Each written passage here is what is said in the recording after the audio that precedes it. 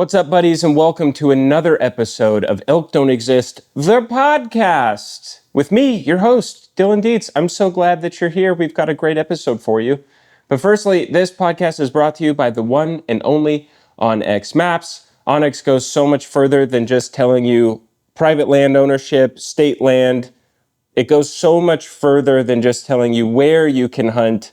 It also tells you how you can hunt, from satellite, hybrid mode, topography, and my new favorite feature, LiDAR, which just gives you an insanely detailed look at the topography of a place. Get started today. You can sign up for a free account, and even the free tools are awesome. Thank you, OnX, for sponsoring this podcast. Guys, let's get the show started, and let's do it right now.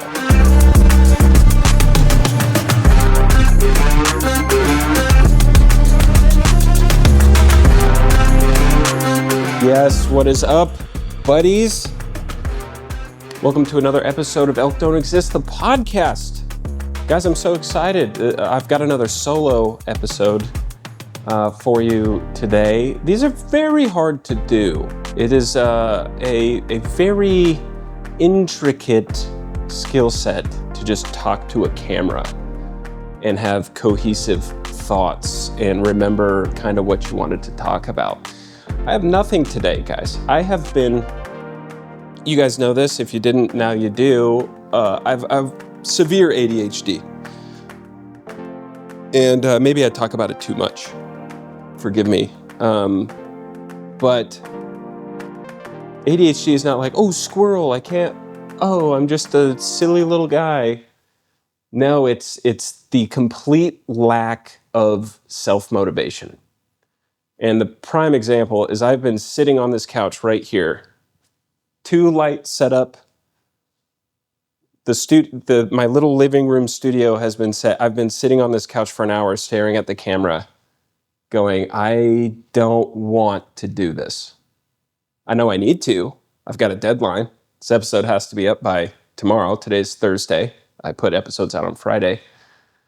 And just this constant, awful, horrific self-doubt of, why did you even have a podcast anyways? No one's listening to this.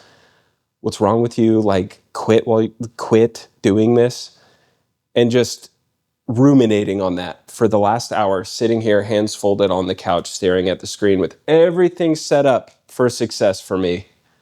And my brain won't do the work. It's exhausting. I'm overwhelmed by it. I've been on medications for it for the last year, and it's helped beyond. My life changed overnight when I started taking medication for ADHD. But just giving you like a little peek behind the curtain here of what my brain is like. And if you're listening to this right now and you're like, man, it feels like he's reading my diary, my journal. Men call it a journal. Forgive me. Journal is objectively less gay than diary, but you call it what you want. But yeah, talk to somebody if that sounds like you, This is very commonly misdiagnosed, or guys just think, well, I'm just lazy. You're not lazy. Your brain lacks if you have ADHD, it lacks the ability to self-motivate, to do the things that doesn't give you dopamine right away. That's essentially what's going on there. So, man, we're starting off real depressing here. And I was thinking about it today because, hunting season, like the main rifle season, general season just ended. Had one of the best deer seasons I've ever had. Just taking brand new hunters out, seeing them tag their first animals, just seeing the mountain through their eyes was so special, man. And I can't wait to release those episodes. You've heard me tease it a little bit. I'm calling it the rookie season, where I took 3 grown-ass dudes, all in their 30s, wildly different backgrounds, completely, non-hunting backgrounds. And these are friends of mine that just within the last year have been like, I think I want to try hunting, whether it's for, I just want more meat and I want to be able to provide that, or I need to clear my head. And I've heard you talk about what this does for your mind and your soul. But completely different backgrounds, zero hunting experience. And to see all three of them tag out it's why I was put on this earth, I think. I believe I was put on the earth to make people better and champion other people and get new people into hunting. And I don't know, for the first time in a long time, I just felt like I was walking in my calling, baby. Just walking in it, step in step with the Lord of, hey, this is what I've put you on earth to do. Proclaim my glory and share this very special thing that God has used to connect himself to me in such a very special way. It was awesome. All that being said, I've always struggled with those depressive episodes coming back after my main distraction. Well, let's call it what it is. Yes, it's a lifestyle, it's a hobby, whatever. But hunting is like the main distraction that keeps me out of my own head for the most part. And so when that ends, then I'm stuck with, okay, now I actually have to change all the character flaws that God showed me while I was hunting. Now we got to do something about it. Now all the hard, tedious work of video editing and trying to secure contracts for 2026 and the scary things. What if people don't watch this? What if YouTube strikes my channel again? What if all that? And then in Montana here, it's dark at 4:30. And so you're just living in constant cold, constant dark without having that main distraction. But I was thinking about it today because a lot of guys and girls too, my viewership is like 98.7% men. So to the one female that watches this, what's up? We're glad you're here. But I was thinking about like a way I could describe to a friend of mine who also hunts, like what depression feels like, or what the mental hurdles feel like. Imagine you had 5 elk tags. Okay, it's obviously not a realistic situation, but imagine you had 5 elk tags and you park your truck, so excited, you're going hunting, and before you know it, you're 10 miles away from any major road system. 10 miles, which I don't recommend killing an elk 10 miles deep by yourself, but you're by yourself, and as luck would have it, a herd of elk comes through and you fill all 5 elk tags. And then you go, what am I going to do now? And my hunting motto has always been, create the problem, then we'll figure it out. You know, a lot of guys are like, don't shoot something down in that hole. Now, do it. We'll figure out a way to get out of there, or we'll die trying. But that's been my hunting motto forever. And screw it, man. Create the problem. We'll figure this out. So imagine you're 10 miles deep. You just filled 5 elk tags, and you're looking at an impossible situation alone by yourself. You're looking at a weight that seems completely immovable. You are in an impossible situation. What do I do? Well, usually the first thing is you're going to try to call somebody, right? You're going to get a hold of someone. And hopefully, if you're like me, you've got 2 to 3 ride or dies in your life where you know you can call them, they're going to drop everything to come help you. And they might, when they get up there, curse your name many times, and you'll go, that's fair, don't worry, I will give you a ton of meat, elk meat, and I will buy you a gift. What do you want from Tricer? What do you want from, I'll buy you a gun. I will make this worth your while. But you're going to start calling people. If those main people don't answer, who are you going to call then to help you? Usually it's any warm body. Hey, I don't know if you're free, dude. We've talked like twice. I need help. And that's where you need to start if you're going through brain stuff or feeling really down or feeling like you're stuck in an impossible situation. You've got to just find a warm body that you can talk to. Just say, I know we don't know each other very well, but will you come help me move this impossible weight? I need another set of arms. I need another back. Help me. And when it comes to like hunting, if we need help on a pack out, we're going to find somebody. We have no problem with that. But those inward struggles that you're going through in your brain that maybe no one knows about, you need to just call somebody and say, I am faced with a weight that I feel is immovable. This might kill me. This is going to exhaust me. I'm out of options, man. Are you available? And if that is you and you don't have anyone, that's also why I feel like I was put on this earth. Hit my DMs. I'll give you my number. Call me. I've been through it. I still go through it. That's the thing. Like, don't look at my life. If you don't know my story, like, there was 2 times between 2017 and 2020, 2021, where I had a Beretta 92 pressed to my temple in my driveway. Twice that happened to me. I called a hotline because I didn't know who else to call. I was working full time at a church and still just had this mentality of like, no, like I can't tell anyone, or I'll lose my job maybe, or just stupidity, man. And finally just broke down, told my wife, and she just went right into action. Like, we're going to start with therapy. We have to talk to a professional. My wife was smart enough to know, like, I don't know how to help you through this, but I'm going to be here for you. And thank God for my wife, man. And I'm sorry, I didn't mean to start this podcast like going down this hole, but it's just like on my heart. I know a lot of guys use hunting as an escape, and I'm guilty of that too. And hunting is an amazing rug that you can sweep everything else under, but you can't run from it for too long. And yeah, if you're faced with a weight that feels like it's immovable, call someone to come help you lift that weight. And I am happy to be that person for you if you got no one else, man. I love you guys. Starting a podcast, a perdcast, is really difficult. And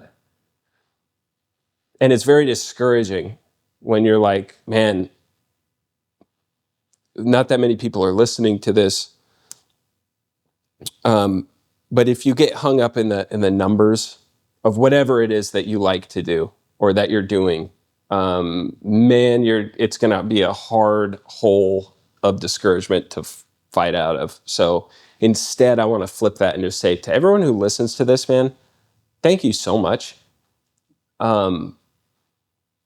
It's incredible that anybody listens at all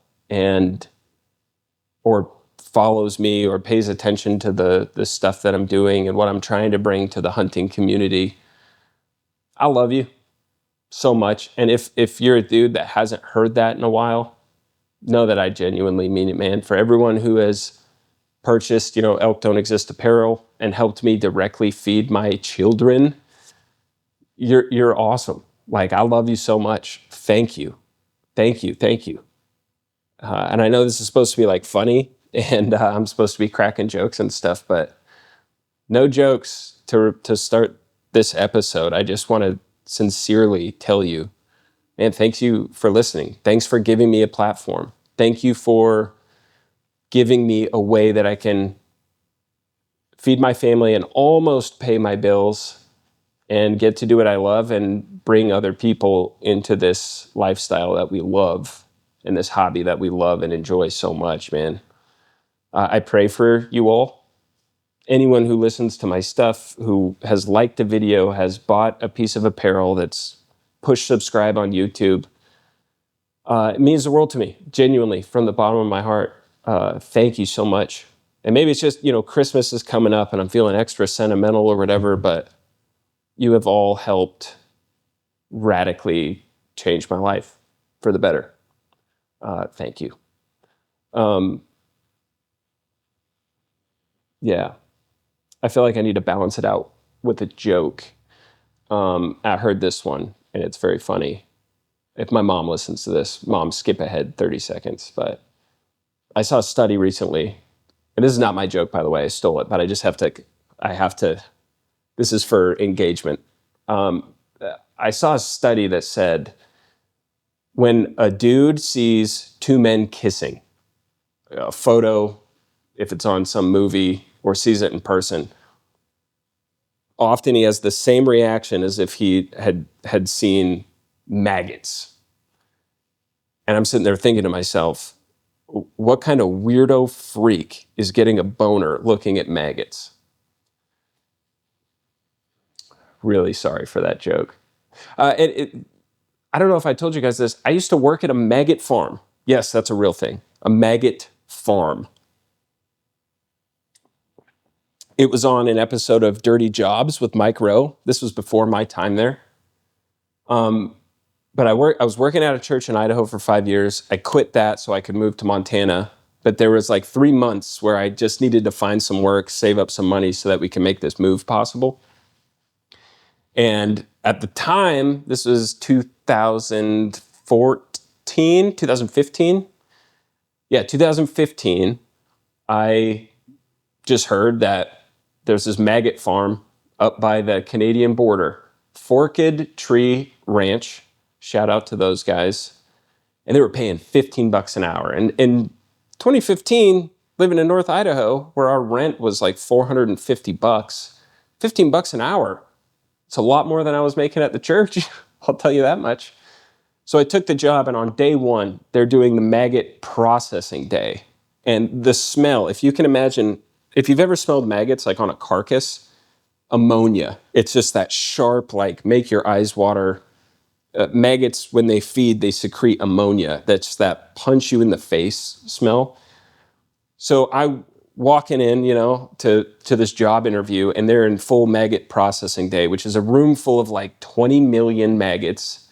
And 15% of those maggots are going to get dyed pink and go to be sold for ice fishing bait or fishing bait. But the rest of it was sold to companies like Monsanto because the flies, they when the maggots turn in like their chrysalis, pupae is what it's called, that hard shell before they turn into flies. They ship those out in cooler boxes, and then Monsanto takes those, sprinkles them all out into their fields, and then when the flies hatch, they pollinate the crops. So that was the main business model. But I'm walking in there, and the first thing is just that smell, dude. That smell of ammonia, maggots, just horrific. And my first thought was like, I can't do this. Are we crazy? So I go in, there's no job interview. It's just like, hey, we're going to process all these maggots. And they go through this cleaning system and heat lamps that make the maggots crawl down away from the light because maggots hate light. And then onto a conveyor belt into big bins. And then you stack the bins. Some go to an incubator room where they can turn into that chrysalis form, the pupae. And then the rest we package into, those styrofoam bins or whatever. So I do that, and I'm like having to handle maggots, and they're freaking me out. Just disgusting, dude. A 12-hour day, and then they just do a big run around the facility, and to make the food that these maggots eat, they had a giant freezer stacked to the brim of pallets of basically rotted salmon. So after salmon at hatcheries, after the salmon spawn, they're going to die. And they collect all those dead, soft, squishy fish. And then the maggot farm would buy those by the ton. And you'd go into the grinder room, I believe it was called, and there'd be a pallet of these just rotten salmon thawing out, and you'd spear them with a hook, throw it into a giant industrial, like 200 horsepower grinder, and it would just grind these old, nasty salmon into a giant, huge, giant bin. Then you'd wheel it into the maggot room that's all dark, and then you're just, again, hit with that just smell of maggots, and you scoop this blended nasty fish and throw just giant scoops into all the bins with maggots. And you'd watch the maggots just, you could hear them feeding. And they would clean that out in like a couple hours. And that's how they would grow. So you'd do that for a week. And then it just disgusting, like nightmare fuel. The smell would stick to your clothes. I'd have to get home, strip completely naked in my driveway, put the clothes in a garbage bag, tie it up. There's no way you can bring that. You'd have to wash your clothes outside. You'd have to shower after every shift from work. Just horrible. And for whatever reason, I stuck with the job. And what I noticed was the smell you'd get used to it over time. And where I wouldn't want to touch the maggots, and if I did, it was with gloves on. Next thing you know, because they secrete ammonia, they're sterile, Next thing you know, I'm picking up handfuls of these maggots, looking at them, calling them, hey, what's up, buddies? And seeing how they are growing and just learning to love the whole process. And what I felt God just imprint on my heart. At the time, thought I was a big shot Christian, big shot preacher, talented songwriter, worship drummer, singer, video director. I just felt like my ego made me extremely judgmental, which is easy to do and very common, especially with young men working in church roles. Pride is often the last sin to be confronted, I guess. And I was very arrogant, very prideful. And I was looking down on people and judging people and thinking I was the moral Christian poster child, right? I was annoying to be around, if you can imagine that.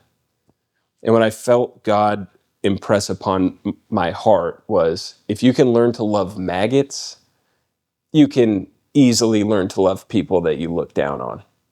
And I have never forgotten that, man. I have never forgotten that. And I think about it often.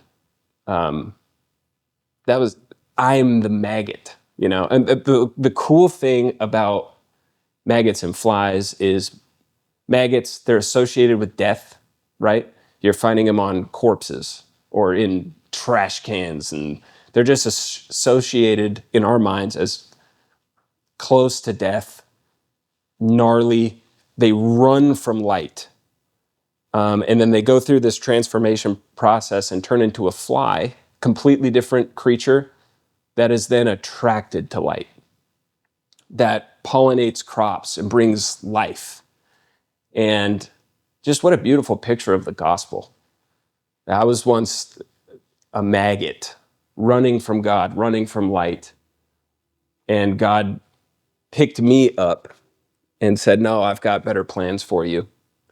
I'm going to make sure you grow. I'm going to nourish you spiritually and turn you into a new creation that's now drawn to light and to bringing life out of things. And it was beautiful, man. I'm forever thankful for that job. It's one of the funnest jobs I've ever had. Also, my boss would let me hang up tree stands around the property and bow hunt during my lunch breaks or after my shifts. So that was really cool too. Wow. How did we get here, dude? On a solo episode of the podcast. But yeah, that's my maggot farm story. I'm very fond of that place. Worked there for about 4 or 5 months before moving to Montana. And I don't know, God showed me some really, really insightful things about myself, about judging other people. And that's why I get a lot of DMs almost daily of, hey, you should make fun of this hunter. Hey, you should do a video ripping apart this guy. And I'll never say never, but you're just not going to see me doing that. Because I don't know that person. The only people I make fun of on the internet are my friends, other hunters or other personalities that I've become like close friends with, because there's a relationship there and you're doing it out of love. But you're just not going to see me tearing someone down. Which is what a lot of other pages do. They just find low-hanging fruit and make fun. And it's not even that funny. They're just mean and hurtful and calling people out by name. And I'm not saying there's never a time or place to do that. But hunters were already tribal enough as it is when it comes to calibers, camo, gear. Being tribal about gear is like, tell me your penis is so small without telling me. Or tell me you have never healed the relationship with your dad without telling me. You know what I mean? We do a good enough job tearing one another down as it is. Like, I just don't want to be the guy that's tearing down, I don't know. Whoever the hunter in your mind is, you're just not going to see me do that. We need to come together. We need to be united. Influencers are not the enemy. Content creators, whatever you want to call, they're not the enemy. Politicians trying to steal public land is the enemy. People not taking new hunters out so our tag numbers can start to come up. That's the enemy.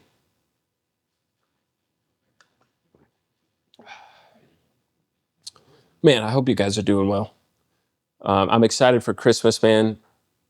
2 young boys, 2 young bucks in the house. I love Christmas. I love watching them open presents. And I'm so excited for it. It's also, dude, we're getting into coyote season right now. I went out and shot the 22 ARC. It's a Ruger American Gen 2. I put a MDT field stock on it. It's a $300 stock, which took my accuracy. I was getting like 3/4 inch groups down to like 0.2 inch groups with a gun that has 0 recoil. Is a joy to shoot. I love that gun. I put a suppressor on it. It's dead quiet. It's a great training rifle. The only coyotes I killed last year were during bear season when I was calling for bears. So I'm hoping to be able to start figuring out the coyote situation here soon. Sorry to interrupt, but this podcast is brought to you by Tricer. Tricer makes lightweight glassing solutions from tripods to Arca plates, quick release adapters. It's like Legos for grown-ups. It is awesome. I've been using Tricer for the last couple years, and it has completely transformed how I hunt. Anytime you can get tools to make sitting behind the glass for hours and hours more enjoyable, you're gonna find more game. You're going to kill more game. In my case, you're going to miss more game, but at least you saw something cool. You've seen it. You've heard about it. Tricer's new RP bipod, in my opinion, is the best hunting bipod ever made. It is 15 ounces with the long leg setup. You get a set of short legs as well, metal claw feet, rubber feet, and you can go in the widest width setting, even with the long legs, 8 inches prone, get the width setting in, extend the legs all the way out, and you're at 30 inches for sitting, kneeling. It's incredibly versatile, incredibly lightweight, and my favorite bipod that I've ever used. So check Tricer out at tricer.com and use code dillonsucks to save 10% off your entire order and support the channel in the process. This podcast is also brought to you by 2O Gear. 2O makes awesome Western layering clothing systems. I've been extremely impressed with them, from their rain gear to their insulation layers. Their merino, and I will die on this hill, is the most comfortable merino wool I've ever worn, and I've tried just about everything. And they all come in at a price point that's a little bit lower than some of the competition. If you are looking to supplement your current clothing system, or just want to upgrade from your Walmart stuff or whatever you have, please check 2O Gear out at 2ogear.com. Use code dillonsucks for 25% off everything on the store. My personal favorites, their merino and their molten heated vest.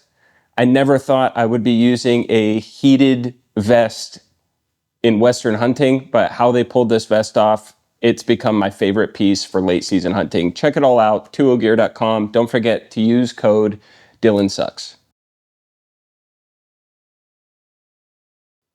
Elk Don't Exist, the pod, is proudly brought to you by Lacrosse Footwear. You've known Lacrosse for years. They're Alpha Burley, muck style insulated rubber boots. But recently they've come out with some insanely cool leather hunting boots. I've been wearing them the last 2 years, and it's my favorite boot I've ever worn. I've never been a $500 boot guy in my experience. All waterproofing and all boots everywhere, if you're hunting hard, lasts 2 to 3 years at most. So I've always been a $200, $250 boot guy every other year, factored into my hunting expenses. But what you get with the Lacrosse ES, the Ursa ES boot, an extremely lightweight boot, it's a high top, but it has a very athletic feel. So early season, amazing for chasing elk. It feels very athletic, very light. And then you can layer up your socks under it and push even into late season. I love Lacrosse. They've been an amazing partner. Please check them out, lacrossefootwear.com. Yeah, wow, that's the stuff that's been like on my mind lately, guys. I'm supposed to be like super funny, but I don't know. I just hope that everything I like front loaded this podcast with, I hope it touches somebody. But yeah, we did get some listener questions. So I'm going to answer some of those right now, if that's okay with you guys. All right, let's see. This is a good one. My friend Chaim is 7 foot, 1,000 feet tall. He's literally a 7-footer. I took him hunting in Washington. It was a great time. Got so close to getting him his first year. Couldn't make it happen. I'm sorry, Chaim. But I sent him a bunch of Tricer gear to make up for it. But he asked, how do you decide where to put out game cameras? That's a great question, man. And I don't run a lot of game cameras because I have noticed hunting around where my game cameras are. I mean, these animals can just move season to season. So where you find them in August isn't necessarily where you're going to find them during rifle season per se, but it is fun to have cameras out there and see what's in the area. So I really do like doing that. Some of these deer or elk I've seen for 2-3 years, 4 years in a row. So that's really fun. I'm not an expert on hanging game cameras. On mountain animals, like where I'm hunting, it's a little different. So building a mock scrape can be a great tool to attract deer to an area, but how I look for a spot I want to put a game camera is go find sign. Go find where there's a lot of rubs, not just like say for whitetails, for instance. If I see one rubbed tree, I'm not going to put a game camera in that spot typically, because who knows why that deer rubbed that tree. He could have got a doe stolen from him, got pissed and took it out on a tree. I'm looking for rub lines where like every 20 feet, there's a tree on a game trail and you can look down it and see rub, rub, rub, rub, rub. Cool. That's typically a rub line that he is either making on his way to feed or on his way back from feeding. And then I just want to find where all like tons of deer are concentrated. So if I'm looking at a little open hillside, there's rubs all along the tree line, trails intersecting through there, and then clearly going to a really thick possible bedding area. That's where I want to hang a camera. And then fight the urge to check it every week. I'll leave them up for 6 weeks, then go check. Have some kind of attractant, build a mock scrape. And I'm not the guy to ask about how to do that. But look at like Troy Pottinger. I think Troy Pottinger is, at least from what we can see, like he makes himself available on social media. I think Troy Pottinger is the best public land whitetail hunter on the planet. He does it all with a bow. And his big thing is building big community mock scrapes. And he is killing absolute mountain hammers year after year after year. Go watch a Troy Pottinger video on how to create a mock scrape. I'm still kind of learning that technique. I do know you don't want to make a rock scrape in like really rocky soil because they're not going to hit it. It hurts their feet, apparently. You want that nice soft soil, making a licking branch. And you can use attractants for that. I don't recommend buying like Aunt Meemaw's special golden stinky dough piss for $15. You don't have to do that. You can just pee in the scrape, point your wiener up, and piss on the licking branch, and that works really good as well, in my experience. But yeah, that's my advice for learning hang cameras. If you're out and you find a wallow, if you're looking for elk, dude, awesome spot to hang a camera. I rarely find a wallow that I don't put a camera on. You're gonna see bears come into there, lions, deer, elk, everything needs water. And if you find that wallow that's just gonna hold water for the entire year, get a camera on there, leave it for 2 months, and it's amazing what you'll find. But that's my biggest tips here.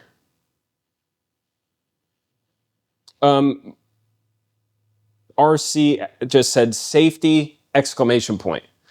And RC, he's a neighbor of mine. We met out in front of my house the other day. I'm going to have him on the podcast at some point because he told me, he walked by the garage. My garage was open and he saw my mounts, European mounts on the wall. He's like, dude, nice mounts. You've killed some good animals. And then my brain is like, bro, do you hunt? Let's go hunting together. Let's kiss, He's like, no, I don't hunt. I was like, oh, how come? Just trying to make a new hunter out of a stranger, And he basically mentioned like, hey, my dad years ago died in a hunting accident. I was like, oh, heartbreaking. So I want to have him on to talk through that. But he said, when I asked on Instagram, give me questions or topics, he just said safety. And I feel convicted by this. I feel called out for this because I don't think about it that much, to my detriment. I don't have a first aid kit in my backpack, and I've never carried one, and that's dumb.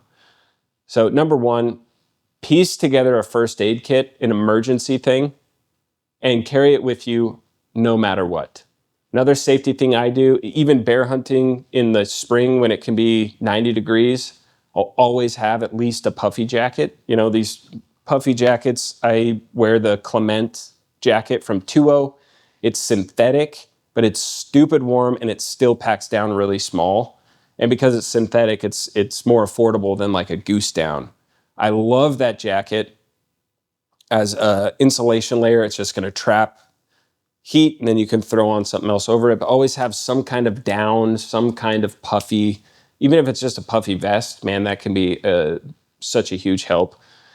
If you can, carry a sidearm. I've been charged by predators.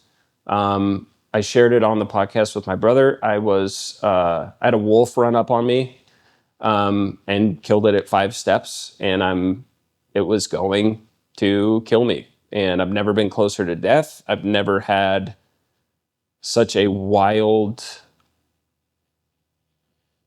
Wolf is 5 steps and closing, and in that split second where I screamed at it and it wouldn't go away, it kept coming at me to the shot. I mean, that's like, what, a second maybe? And in that second, I saw as clear as day my own funeral with my wife pissed at me and my 2 boys sobbing because they lost their dad. Carry a sidearm if you're able to do so, especially when bow hunting. Carry a sidearm, get a first aid kit. And then my number one tip, get some kind of satellite messaging device. I personally like the Zoleo. It is a brick about this big. I just keep it in one of my pouches of my bino harness. It basically, you turn it on, you have an app on your phone, the Zoleo app, and it basically turns your phone into a satellite messenger. So I can turn that on, and no matter where I'm at, without service, I can text my wife, I can click the check-in button, it'll send my exact coordinates and a message saying, hey, I'm okay, here's where I am. So throughout the hunt, I can just click that check mark button. My wife knows where I am at all times, and it also sends it to one of my hunting buddies. Dude, that device, it's $200, and then I think I pay $20 a month or something. And you can suspend your monthly subscription. So in the off season or whatever, it'll go to like $3 a month, and you'll keep your account. And then when it's hunting season again, but I just pay that $20 a month in perpetuity. I keep that Zoleo device in my truck if I'm out scouting or shed hunting or whatever, and I get the truck stuck, or I just always keep it on me. And just being able to communicate, it also has an SOS button. So you can click that SOS button. It notifies immediately your local search and rescue, and they're coming to help you out. I can't recommend the Zoleo enough. It's a little bit more affordable than like a Garmin InReach or something. Then you have 2 devices, and you can't, there's some drawbacks on that. So I like personally having that Zoleo. Those are my main safety tips. I mean, have some kind of fire starter at all times, no matter what. Sidearm can be helpful, and then practice with that sidearm, and that's what I'm very guilty of. I have a Glock 29, which is the subcompact Glock 10 millimeter. So 3.6 inch barrel, shooting 220 grain bear loads. It is not fun to shoot, guys. It's not fun to shoot at all. And you have to practice with that sidearm. I came face to face with a grizzly a couple years ago. The closest grizzly encounter I've ever had. And luckily it was a younger grizz. And I'm coming around, like, there's a box canyon, right? It's like 100 yards down on this side. And it bailed down 100 yards into that creek bottom and was up the other side before I had my hand on the sidearm. And it covered that distance. If that bear wanted to kill me, I wouldn't have even been able to get a shot off. So I actually carry bear spray and a gun. Yeah, redundancy is A-okay, man. Jeez. I'm looking through some other ones. Oh, here's a good one. What are your best and worst hunting stories? Dude, we could go forever on this, and they're mostly bad hunting stories, and I've shared some of these.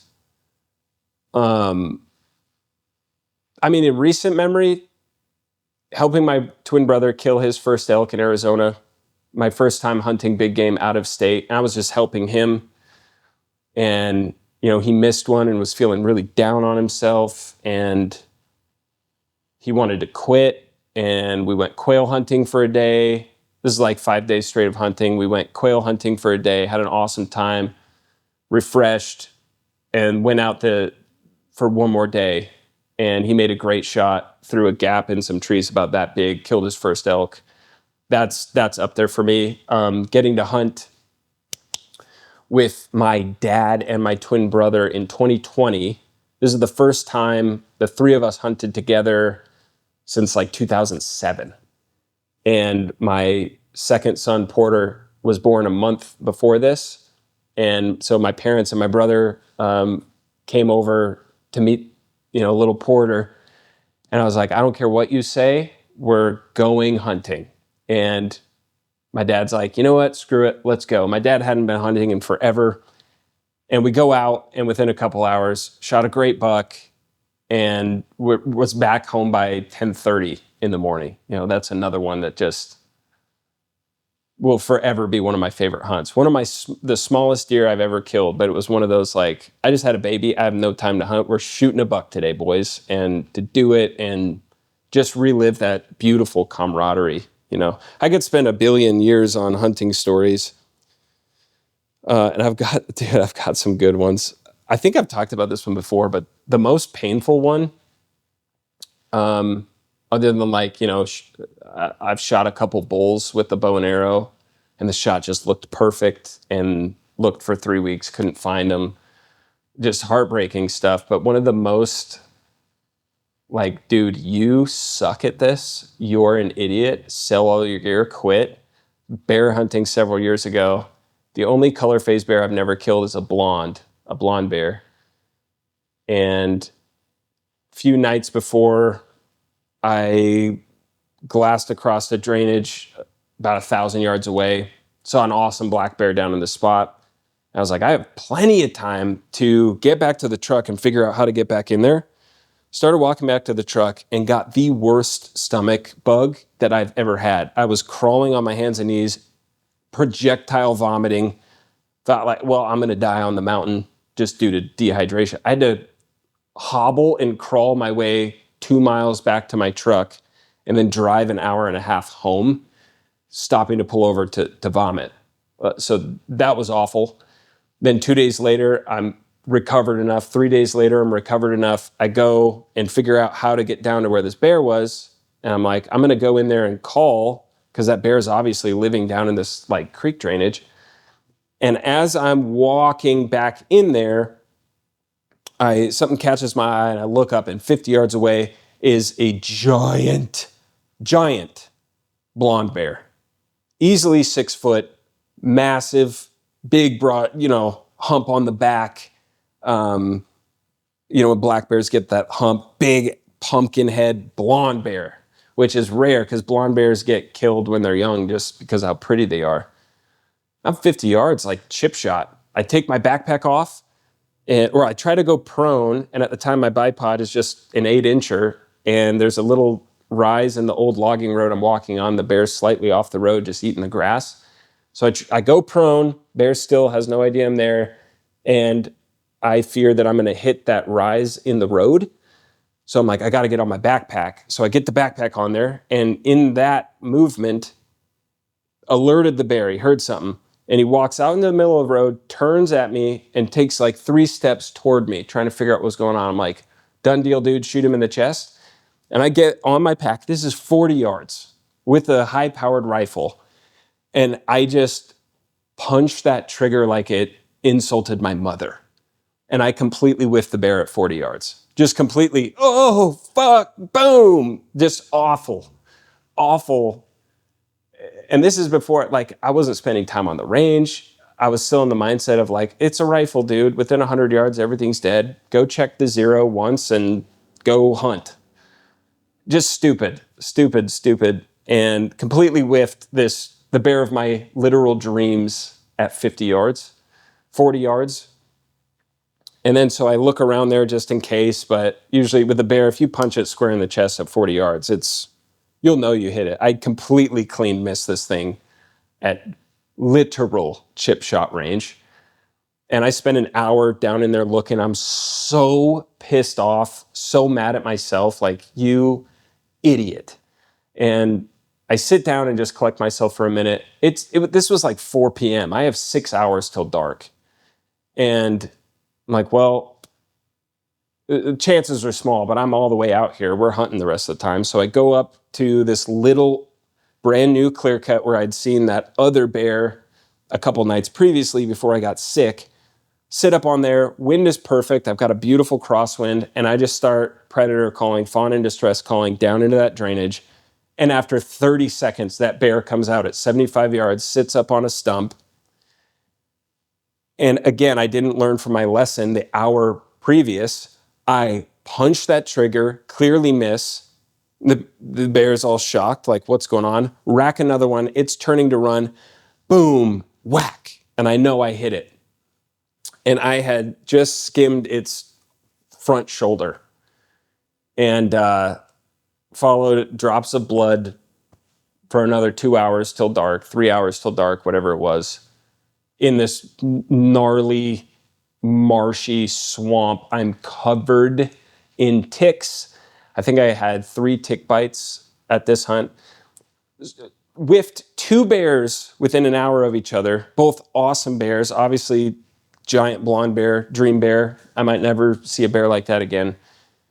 And then whiff another one and put a scratch in it an hour later, and then have to walk 3 miles back and then drive an hour and a half home just in complete defeat. That's probably my worst hunting story ever. It was one of those things where it's like, I might shoot myself after that, but I'm afraid I'd miss that too. One of those situations. Jeez, man. A lot of heartbreak. I'm spending way more time behind the rifle as of late and it is paying off immensely. But dude, I just cannot figure out how to override that adrenaline dump when you got to shoot fast. Longer ranges, like I'm getting better at it, out to 400 yards. Because in the back of your mind, if you don't make a good shot, there's no chance of hitting this animal. It's those quick, short shots where you're like, I got this in the bag. And then all trigger discipline and making sure you're ready, it just goes out the window so fast, man. Dreadful. After telling that story, I'm depressed again. So thanks for that question, dude. No, I'm just joking. But if you can't learn to laugh it off, dude, it's just those stories will haunt you forever. But geez, guys, I think it's been about an hour. I don't feel that funny today. I've just had a lot of heavy stuff on my mind. So thank you for letting me get that out. I don't know if this is a good episode or not. I don't listen back to my episodes because listening to the sound of my own voice is horrible. But I hope you enjoyed this episode. Please check out elkdon'texist.com. Special thanks to all the sponsors. Let me make sure I didn't miss one. There's a bunch, but my friend Dale with Barnes Bullets wanted me to talk about ammo selection. I don't know if I'm the best guy to talk about that. My personal theory, or my personal mindset is shoot. What bullet you hunt with needs to be the one that is most accurate out of your rifle. And I've been very impressed with Barnes Bullets. They don't pay me anything. They do send me free ammo, which I'm very thankful for, but I wouldn't be shooting it if it wasn't performing extremely well. So big fan of Barnes, especially their Harvest Collection ammo. I talk about this a lot. I've been advertising it in this podcast a lot. It shoots extremely well, getting the best groups out of my 7 PRC and, 1/4 inch, 1/2 inch, 3-shot groups out of my 6.5 PRC every time. Since switching over to that Harvest Collection, it's a rapidly expanding bullet. Sierra Game King. Sierra and Barnes are sister companies, so they're able to get components from each other for dirt cheap. So the Harvest Collection is $39 to $45 a box, depending on your caliber choice. And in today's ammo economy, that is a steal, and it's not cheap ammo. It's affordable ammo that performs extremely well. If you haven't tried it yet, please go order some Harvest Collection. They're awesome. But my 22 ARC, Barnes doesn't make 22 ARC ammunition at this point. I'm still working on that, trying to get them to do it. So I shoot Hornady ELDX 80 grain. Why? Because that's what shoots best out of that gun. So I think my personal philosophy is start with what's the most accurate. And then, you got to learn, this bullet rapidly expands, so I don't want to shoot, moose necessarily at 800 yards with this bullet because it exceeds the capability of what that bullet is designed for. So maybe switch to copper for that hunt. And don't be afraid of switching bullet types based on different hunts, but at the end of the day, if you shoot an animal in the lungs, you're going to kill it. If you shoot an elk with a 22 ARC at a reasonable range through the lungs, it's going to die. So shoot what's most accurate out of your gun as far as ammo selection goes. Oh, someone asked, when did your faith in God start? Hearing your brother's story made me curious about yours.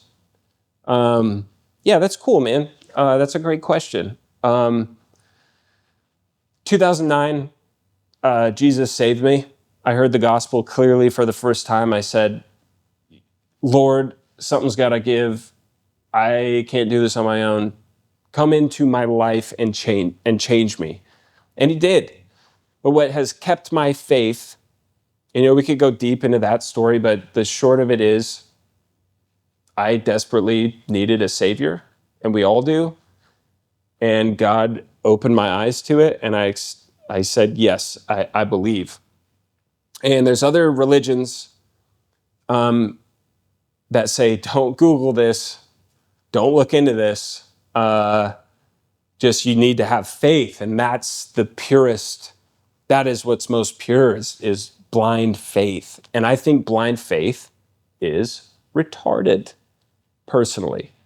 There is aspects of believing in a creator that, yes, there is some aspect of faith, obviously. But what separates every other world religion from Christianity is Christianity has a tidal wave of archaeological evidence, secular historical evidence, evidence of the resurrection, manuscript evidence, a tidal wave. It's overwhelming the amount of evidence to back up the claims of the Bible. No other world religion that exists can do that. And that is what has kept my faith more than anything. So it's not about like, God, if God is a creator, and this is true, that he made your brain and your DNA molecules and formed you, created you, then he gave you a brain that can think critically. And if you start looking into the evidence for the authenticity of the Bible, for the historical reliability of the Bible, and most importantly, the evidence of the resurrection of Jesus. Because, Paul writes in the Bible, if Christ isn't raised from the dead, we are of all people the most to be pitied. Oh, look at those dumbass, stupid Christians. And it's true. Like, if Christ is not raised, let's eat and drink and have fun and do whatever we want, because we're all going to die very soon. And this is all pointless, and we're stupid for believing it. If the resurrection is indeed true, and I believe it is, and I believe there's great evidence to support that claim, if that is true and Jesus Christ did raise from the dead, then it demands a response from you and I. So that is what has kept my faith. It's not just, I was told to believe this, and if I don't believe this, I'm going to lose family and friends, so I better just, follow suit. That's ugly and disgusting to me. The evidence for the resurrection and the evidence historically, archaeologically, secularly, which means outside of the church, that have spoken into these historical claims, that has kept my faith more than anything else. And if you're struggling with faith or how do you believe this, hit me up. I've got a bunch of great resources, stuff that'll help you think. We can have a great conversation about it. That is what my relationship with God is now. It's not about being this like moral superior person and who has the most faith is going to win, and just blindly believe it and don't have atheist friends and don't listen to secular music. Hogwash, dude. Love God and love your neighbor. And I love that Jesus, that's how he wrapped everything up. Love God, love your neighbor. I have a hard enough time loving myself, so it's hard for me to then go and be judgmental toward other people when I know I'm struggling big time and I'm on the winning team, I hope that helped. This podcast is all over the place. Not the funniest one I've ever done, and I apologize for that, but at the same time, thanks for just letting me be me, to speak candidly to you as if you were just sitting in the room having a Rainier beer with me. I drink Rainier beers when the Seahawks play. Big game against the Rams tonight, so go Hawks. And you know what? I don't care that much. Whoever your favorite football team is, I hope they win. If you're a big Rams fan, I hope they win tonight for you, because I love you. Guys, have fun hunting. If you're not having fun, change something. Take a step back, look at yourself. If you are struggling mentally, if you're sad, if you're depressed, if you're anxious, you got a safe place with me, man. Hit up my DMs. I'm not going to judge you. I love you very much. And God does too. And I'm very thankful that God put the desire to hunt in us. That is the gift. Not filling a tag, which is awesome. Cherry on top. Not getting the big game camera picture of the buck, that's a cherry. The real gift is that we have the desire to do this in the first place. I love you guys. Stay silly. Thanks for being a part of the Silly Goose Army. And we'll see you in the next episode. I hope you liked this one. Shout out to all the sponsors. And we'll see you next time. Love you. End with something funny, a funny word. Fucking shit. All right, here we go. End it. Sorry, Lord. We are also brought to you by Maven Optics. Maven is a direct-to-consumer company. I love that business model because they're able to put high-end glass into a product that costs a fraction of what the competitors are selling their stuff for. And they still have an amazing unlimited anything happens column warranty. Huge fan of Maven. I've been loving the 12 by 50 B series binoculars. They're super compact, give me plenty of range for Western hunting, and small and compact enough to just put in my bino harness and forget about them.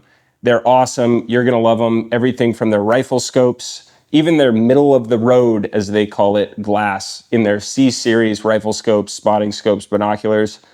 I would put that up against any other mid-tier optic in its category, and I think Maven has the edge. Check them out, mavenbuilt.com. Thank you, Maven, for sponsoring the podcast. We are brought to you by Barnes Ammunition. I'm getting better groups out of all of my rifles since switching over to Barnes. Specifically their Harvest collection. Guys, this is a box of ammo that costs $39 to $45 depending on your caliber. It is tipped with the Sierra Game King bullet, world-renowned for its effectiveness on game. They developed this bullet to be a cost-effective but still use premium components. I'm getting 1/4 inch to 1/2 inch groups out of all my rifles with this, and we got to put it to the test this deer season. We killed 6 deer with the Harvest collection, and it performed extremely well, even out to ranges exceeding 500 yards, which they don't advertise. That's what the bullet's for, but guys, it works. It shoots well, it groups well, and it's cost effective. If you haven't checked out the Harvest collection from Barnes, please do so. Thank you, Barnes, for being an awesome sponsor of Elk Don't Exist, the pod. Guys, everything I do is brought to you by elkdon'texist.com. Right now, I am wearing the Ghost hoodie, the Ghost Elk hoodie, elkdon'texist.com. Every purchase there funds everything I do. It feeds my family, it helps me keep the podcast going, and funds all my hunting videos and everything I'm doing on Instagram. If you haven't checked out elkdon'texist.com, please do so. It is a fun reminder not to take yourself too seriously. I love you. Thank you for supporting me and elkdon'texist.com. Check it out today, elkdon'texist.com.